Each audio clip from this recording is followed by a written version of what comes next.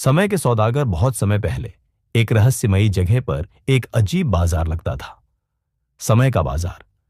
यह कोई साधारण बाजार नहीं था। यहां ना सोना चांदी चलता था, न रुपया पैसा। यहां इंसान अपने जीवन के समय को बेच और खरीद सकता था। लोग अपनी घड़ियों में बचे हुए समय को देखकर सौदेबाजी करते। कोई अपनी जवानी को खरीदने के लिए अपने बचपन के साल बेच देता, तो कोई अमृता के लालच में अपनी भावनाएं कुर्बान कर देता। काल सेठ, समय का सबसे बड़ा व्यापारी, इस बाजार का सबसे बड़ा सौदागर था काल सेठ।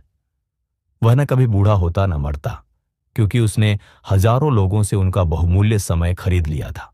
हर बार जब कोई व्यक्ति अपने जीवन के कुछ साल उसे बेचता, तो काल सेठ और अधिक शक्तिशाली हो जाता। लोग मजबूरी में अपने समय को बेचते रहे, लेकिन उन्हें यह एहसास नहीं था कि वे धीरे धीरे अपने अस्तित्व को खो रहे हैं। आरव का सौदा। एक दिन एक गरीब लड़का आरव इस बाजार में आया। उसकी घड़ी में बस एक दिन बचा था। वह हताश था, क्योंकि उसकी मां गंभीर बीमारी से पीड़ित थी। वह काला सेठ के पास गया और बोला, मुझे अपनी मां को बचाने के लिए 10 साल चाहिए। मैं बदले में क्या दे सकता हूं? काल सेठ मुस्कुराया और कहा, तुम्हारे पास समय नहीं है, लेकिन अगर तुम चाहो तो अपनी खुशियां मुझे दे सकते हो। आरव अपनी मां को बचाने के लिए सहमत हो गया। काल सेठ ने उसकी घड़ी में 10 साल जोड़ दिए, लेकिन उसके बदले में उसकी सभी भावनाएं छीन ली। अब वह हंस भी नहीं सकता था, रो भी नहीं सकता था। वह सिर्फ एक खाली खोल बन गया था। बाजार का सच सामने आया। कुछ दिनों बाद आरव ने देखा कि बाजार में आने वाले लोग धीरे धीरे भावनाहीन हो रहे थे।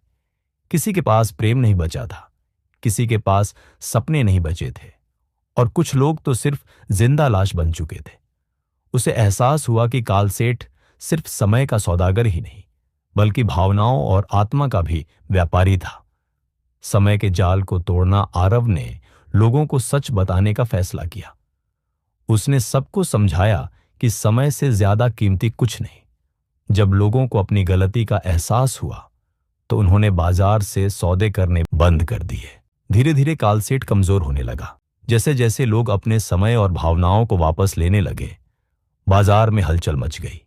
आखिरकार एक दिन बाजार हमेशा के लिए गायब हो गया, और काल सेठ भी समय के अंधेरे में खो गया।